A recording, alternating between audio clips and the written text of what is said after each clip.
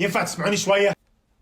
انا لسه بحبها. هو ده الكلام. لا انت كده اتجننت على الاخر. انا عارف ان الكلام ده مش هيعجبك، بس هو كل ما يشوفها بيعمل بوم بوم بوم ساره. عامل له ايه يعني؟ بيعمل ايه يا معلم؟ بوم بوم بوم ساره. والله العظيم انتوا هتفضلوا اكتر اتنين مهزئين في حياتي، وبالذات ده. يا عم انت مالك بتحشر في صوصك ليه؟ وانت ايه اللي مش عاجبك؟ بس فهمني كده، انت لو بتفهم ما كنتش هتقول كده. البت مهزاك وقالت لك ابعد عني، بتمسك فيها ليه؟ عشان الحب ما فيهوش كرامه وكلنا عارفين ده. هو انت اللي قلت له ده؟ ما قال لك كلنا عارفين. انت غبي ولا ايه؟ عشان كده انا قررت اكلمها. بوم بوم بوم ساره. انا حذرتك، اللي انت بتعمله ده مش هينفع وهتتهزق زي كل مره. الو ساره، انا لسه بحبك وما اقدرش استغنى عنك، واسف لو زعلتك في مره، بس انا اكيد ما كنتش اقصد. انا حذرتك.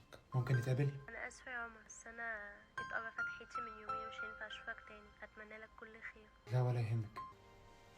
انا مش هتكلم. بوم بوم بوم. الاء، ثانيه واحده بس. مين الاء دي؟ دي صاحبتها، بس كانت بتحبني وانا لا. بس حلوه ومناسبه ليك. ينفع تسكت خالص بقى؟ هنعمل ايه؟ نحاول ننساها. السكان ده يبعد عننا بكلامه ده، سمحت. ليه تضخ دم وانت ساكت وما تتكلمش نهائي؟ طب والاء، انت هتخرس خالص ولا اخلصك من الدنيا كلها؟